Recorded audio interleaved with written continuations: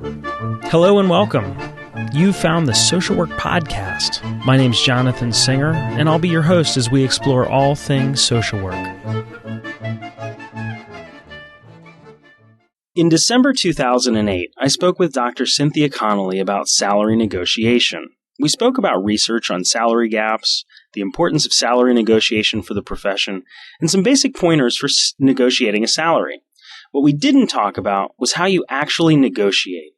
Well, Cynthia agreed to come back and do a podcast on salary negotiation skills.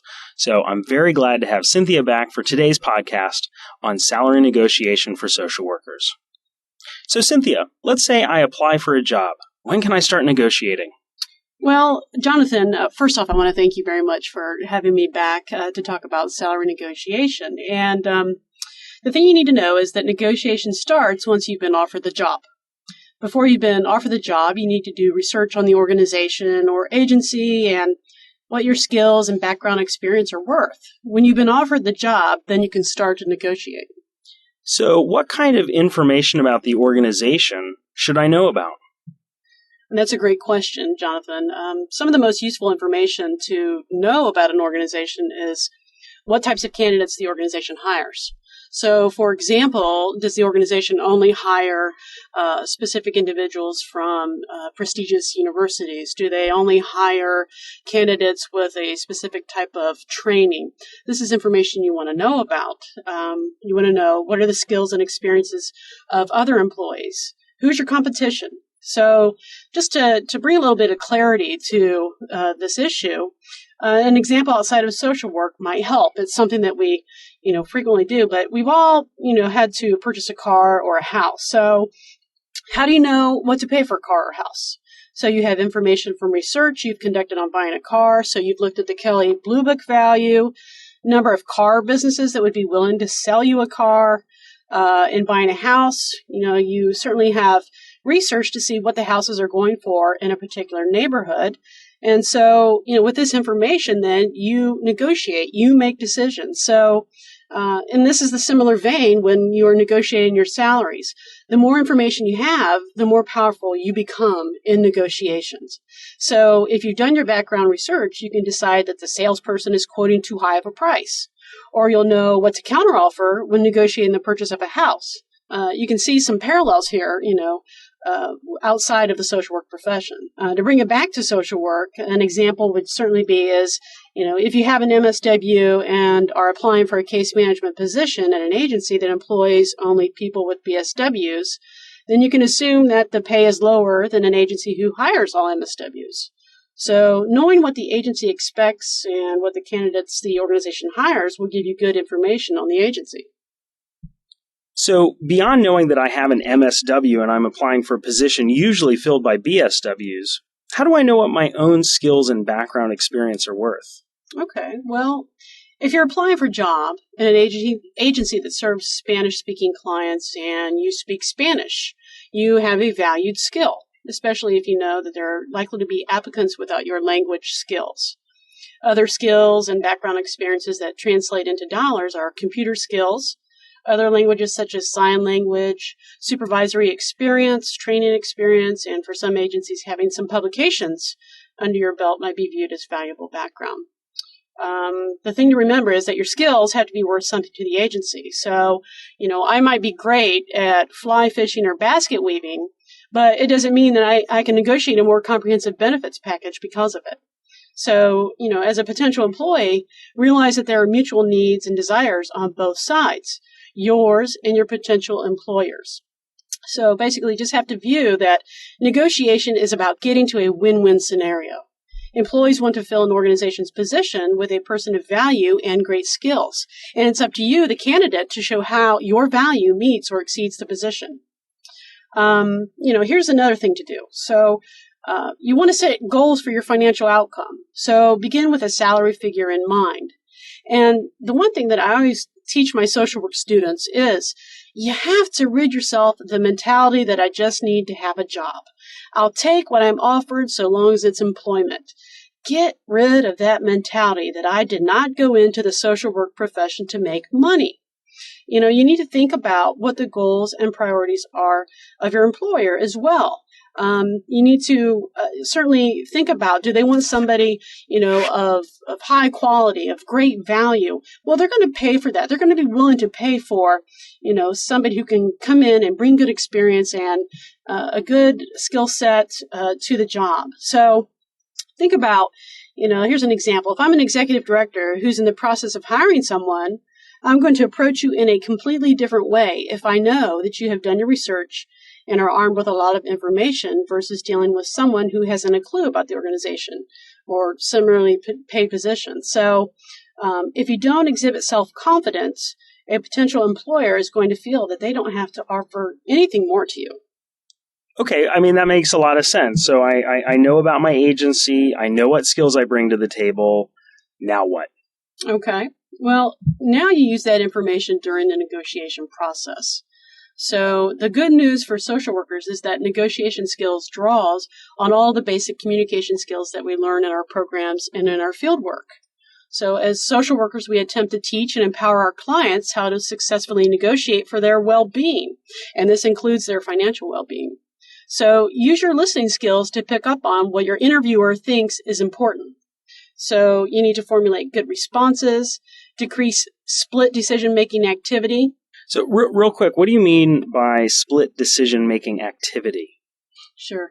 Well, one of the things that you can do is actually, instead of making decisions so impulsively and just rapidly, what you can do here is deflect that question, back to the person who is doing the interviewing or who is actually, engaging in the salary negotiation process with you. You can deflect back, and that's going to buy you just a little bit more time for you to formulate a response.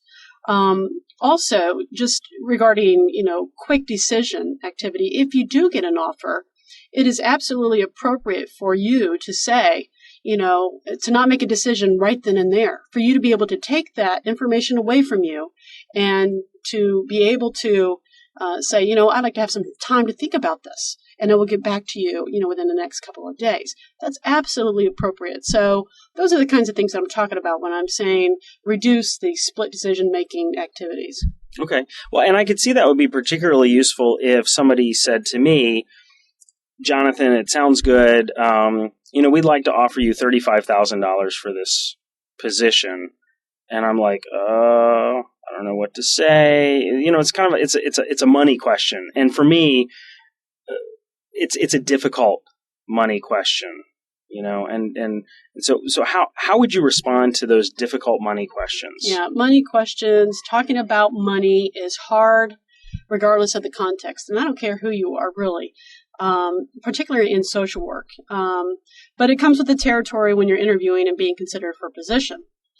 Social workers are just not trained to think about, financial information in the same way that business professionals are. So we have a lot of ground to make up if we're going to raise the profession's salaries. Yeah, I mean, I agree. I think it's really difficult. I know I didn't receive any training, as I said in the last podcast, on how to talk about money or negotiate salaries. So how would you respond to questions such as, what salary are you looking for, or how much money do you expect to be paid? Well, open-ended questions such as these leave the dialogue open for you to be able to ask, can you please tell me what has been budgeted for the position? Many times you already have this information going in, and you kind of know what's been posted, but sometimes you will not. The employer may not want to answer this question, but it is a fair question. So after you're aware of the figure that's been budgeted for the position, and if it's lower than you expected, do not lose confidence that you can negotiate. Give the employer a description of your background experience and skills, and convey to them that you understand the requirements and responsibilities of the job, and that this experience and skill set that you bring to the job warrant a starting range of, $32,000 to $37,000. And this is, of course, negotiable because, I really want to work for this organization. You want to negotiate down instead of up. All right, you can be guaranteed that the employer will negotiate down versus up much easier, all right, than vice versa. So when you say negotiate down, what do you mean? Okay, well, it's certainly easier. The employer is going to want you to lower your salary. They want you at the best bargain that they can get you for. Okay, so you're going to have the higher probability that, they're going to give you a lower salary than willing to come up on their salary level. So, if the employer, and here's an example of this. So, if the employer gives you a salary range between 32,000 and 37,000, confirm that the salary comes near your expectations. But what you want to do is offer a higher range by putting their top figure at your bottom figure, such as 37 to 42,000. Just, the thing is, when you're dealing with negotiations, you offer a range, but make sure that that range can be substantiated by your prior research. So they may come back at you and say, that you're overqualified for the position, or that's all they can offer at this time, but you can still tell them that you want to work for the organization and ask them, what do they have in mind for the salary? And when they give you a salary figure, and certainly depending on your flexibility to engage in the negotiation, you need to decide what you're willing to take, whether they can afford you or not. And this will determine whether you continue with the negotiation process. So keep your emotions under control. It's much like having a poker face. Try not to let your emotions convey your feelings about the offer to the employer. And if they are not flexible with their salary figure, you can offer that they negotiate with other benefits, such as flex time and comp time, additional vacation or personal day, or these are items that are generally lower in cost than actual salaries. And you're still gaining in personal benefit and compensation, even if it's not the form of actual dollars. So certainly if you needed clinical supervision, you can negotiate for maybe some time off in order to be able to go out and receive that supervision. Or you can negotiate for reimbursement of payment for that supervision. You can certainly try to negotiate for additional monies for workshops and this kind of, these kind of trainings. Everybody needs CEUs, and so there's a lot of willingness on the part of employers to be able to offer things that are not necessarily dollar figures. I know that with cell phones and other technologies, these are all things that could be negotiated. If you know that you're going to be out in the field working with clients and they don't provide a cell phone, you could say, well, I need, $50 a month towards my cell phone bill, or that sort of thing. It all goes into the total compensation package, which is really what you're looking for. And I know because you talked about this in the last episode. I might make $40,000 a year as a salary, but my total compensation package is what I really need to be looking for when I'm considering what I'm negotiating for, because that includes healthcare and all these sorts of things. And my base salary of $40,000 might translate into a $60,000 That's right. compensation package, and so that's where I can do a bunch of the negotiation. That's right. I mean, because I understand that particularly in social services. There often is not a lot of wiggle room. And so, but what does that mean? Translate that into dollars.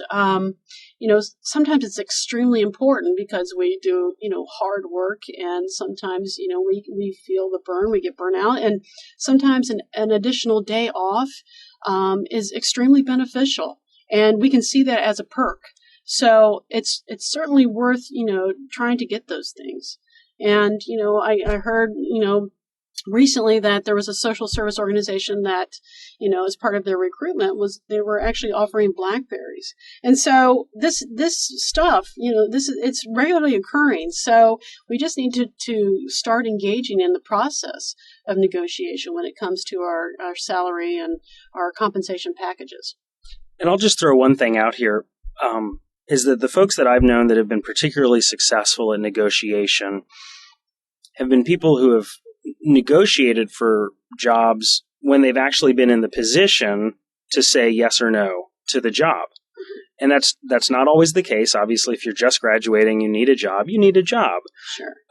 But if you apply to a bunch of places and you have some options, you can say, no, I'm not going to take this. I'm going to take this other one. Or if you're currently in a job, and then you start looking around, you have a lot more flexibility to say, well, that doesn't actually meet what I'm asking for. Yes.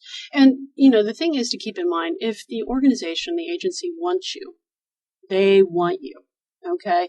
They're not, and we get caught up in this fear of, oh my gosh, I'm afraid of being told no. Well, as an executive director, I really want to hire, an individual who can advocate for themselves. Okay. So, and I think I mentioned that in the last podcast, but, if they want you, they're going to, be willing to engage in some flexible negotiation. They may give you, a bottom line. And at that point, you have to decide, what are you willing to accept or what are you willing to not accept? I understand this is an extremely intimidating process. But, one of the keys to this is that you exhibit self-confidence, whether or not you're confident in your abilities to negotiate or not. You need to put on a good show. And certainly that's why, I suggest is getting information, from resources on negotiation out there and practice with your family and your friends and your roommates and the dog. Whoever, get used to, being able to talk in a language that is going to help you in the long run achieve a position as well as increase your financial outlook. So what action should I take once I have received a final offer after the negotiations? Well, remember I said that you do not have to come to a quick decision right then and there after the offer's been made, okay? So most employers realize that you need time to think about the offer, but the important thing here is to reaffirm your commitment and interest in working for the organization. So convey your enthusiasm and excitement about the possibility of working for the organization, but just tell them that you want time to think things over. It's perfectly acceptable. Prior to getting an interview or offer, when employers request information about your requested salary, it is okay to state negotiable. Organizations want social workers with good skills and training. And while money salary is important, job qualification takes priority. And you can also state on these applications, even before you get, selected for an interview, that you're certain that the organization will offer the best possible salary based on your value to the organization. That will help you get, your foot in the door and certainly not rule you out by putting a hard line salary figure in there. So really, the idea of the salary negotiation that happens at the end of the interview really ties in with how you start out the process. So even at the beginning, if you're like, oh, well, my expected salary is $32,000, well, then you've already pigeonholed yourself and you really just don't leave yourself open for the negotiation. That's correct. And that's why it's so important for you to do your research on what comparable positions are paying, what comparable organizations are paying, and professions, are going to pay. These are the things that you need to look for. And then what you want to do is create, certainly a resume that's going to complement the values, the skill sets, the background experiences that you have, and you can compare what you have to other individuals out there. I think that's great. Well, Cynthia, thank you so much. Before we take off, I just wanted to find out if you had any recommendations of resources out there for people who want to learn more about salary negotiation. Sure. And I think I said last time, there's hardly any information out there specific to salary negotiation and the social work profession. Which is why we're doing this podcast. That's right. But there are numerous resources out there that speak specifically to salary negotiation, such as Martin Latz, who has a negotiation institute. Julia Dare King is a great resource because it's women focused. And Peter Goodman, certainly Fisher, Urey, and Patton. Those are some great resources that you can pick up, read. You can get the nuts and bolts about salary negotiation and get the skills and educate yourself about the types of questions that you can pose and how to deal with those questions that you are being asked yourself. I love talking about this, and I'm very hopeful that, social workers engage in salary negotiation and that we can bring more people into the profession. It is time now the social workers put what they teach into practice for themselves so that they can become more financially stable and have a better financial outlook for their future retirement. And I just want to thank you, Jonathan, for the opportunity to be here and talk about salary negotiation. I'm Jonathan Singer, and thanks for being with me today for another episode of the Social Work Podcast. If you missed an episode or have suggestions for future episodes, please visit socialworkpodcast.com. If you'd like to support the podcast, please visit our online store at cafepress.com/swpodcast. To all the social workers out there, keep up the good work. We'll see you next time at the Social Work Podcast.